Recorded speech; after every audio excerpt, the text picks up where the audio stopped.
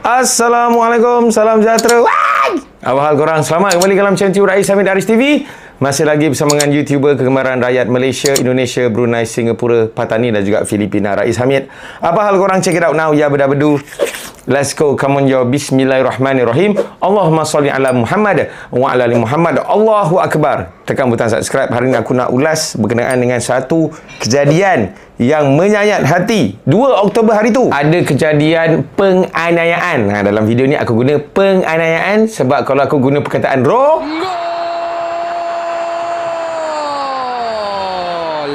nanti kena ban. Yes, ada kes penganiayaan bergile-gile yang berlaku pada 2.50 petang 2 Oktober dalam sebuah kelas di sebuah sekolah di Alor Gajah. Yang lagi geram aku, perbuatan tu dirakam dan disebar dan dah tersebar. Siapa-siapa minta link aku seligi lah. Setakat yang aku rekod video ni pada 12 hari bulan 10, dorang telah pun direman. Jadi of course tumpuan diberikan kepada Kementerian Pelajaran Malaysia. Macam mana diorang nak handle benda ni? Dan ini kata Menteri Pendidikan.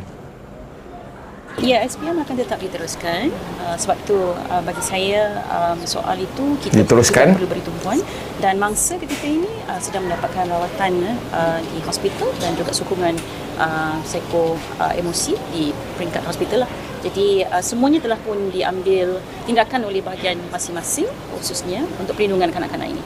Maksudnya 25 November nanti dia masih boleh memiliki SPM boleh juga lah. Ya, 3 November masih akan ambil SPM.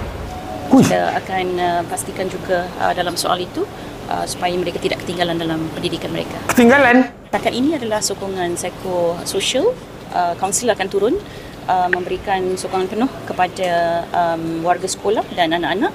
Dan tumpuan kita kerana sekolah ini adalah sekolah terbaik di Melaka. Jadi kita bagi tumpuan penuh kepada guru yang mengajar SPM dan anak-anak yang akan mengambil peperiksaan SPM.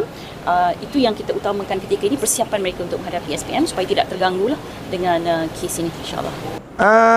Menteri, nak tanya sikit kan. Kalau kau cakap ini semua adalah persediaan pelajar apa semua lah, kau fikir tak lagi berapa hari, lagi berapa minggu je dah nak SPM, tapi budak-budak ni buat perkara terkutuk siap rakam lagi. Agak-agak diorang tu berminat ke nak ambil SPM ni? Aku nampak tengok ramai jugalah, macam Caprice pun buat video dan netizen pun rata-rata memang tak setujulah dengan kau punya keputusan ni. Sebab apa? Sebarang keputusan ataupun hukuman yang kemungkinan diorang ni tak boleh ambil SPM tahun ni, bukannya nak menggelapkan masa depan diorang. Diorang sendiri dah gelapkan masa depan diorang bila diorang buat benda tu. Apa yang kau sibuk sangat pasal sekolah apa semua? Yes, aku tahu memang akan terkesan lah emosi sekolah, guru dan sebagainya. Tapi yang lagi penting, mangsa. Kau fikir tak video dah bertebaran, walaupun delete sekalipun, tapi video tu bertebaran. So tumpuan sekarang ni patut bagi dekat mangsa. Kena kan? Aku nak petik sikit statement daripada seorang peguam Rajesh Nagarajan. Dia cakap keputusan membenarkan suspek kes aniaya ni untuk menduduki peperiksaan SPM sebagai pengkhianatan melampau terhadap kepercayaan awam. Dengan membenarkan individu yang dituduh menganiaya untuk menduduki peperiksaan kebangsaan seolah-olah tidak apa yang berlaku, Menteri telah memberi mesej yang merisaukan bahawa kekerasan seksual boleh disapu di bawah kapet atas nama hak pendidikan. Peguam Rajesh ni yang bagi tahu. Menteri, ingat ini bukan kes suka sama suka ke tangkap halwat dekat hotel ke, bukan ini kes penganiayaan, kes